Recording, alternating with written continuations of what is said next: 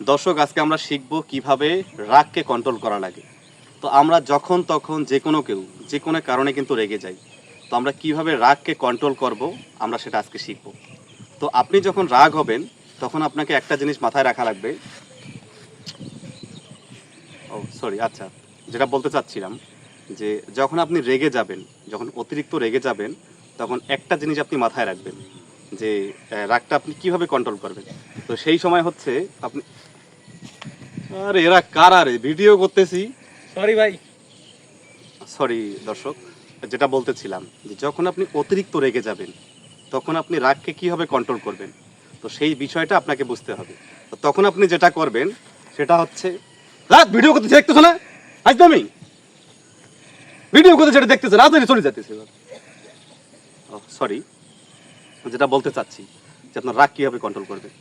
তো যখন আপনি রেগে গেলেন কারোর প্রতি, তখন আপনি তাকে কিছু করবেন না। তখন আপনি একটা জিনিস আপনার মাথায় রাখবেন, সেটি হচ্ছে তোর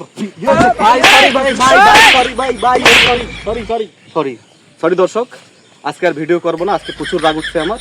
এই যে পোলাপাইন যে কোনো সময় ভিডিওর মধ্যে ঢুকে যায়, অন্যদিন আপনাকে ভিডিও করে দেখাবো।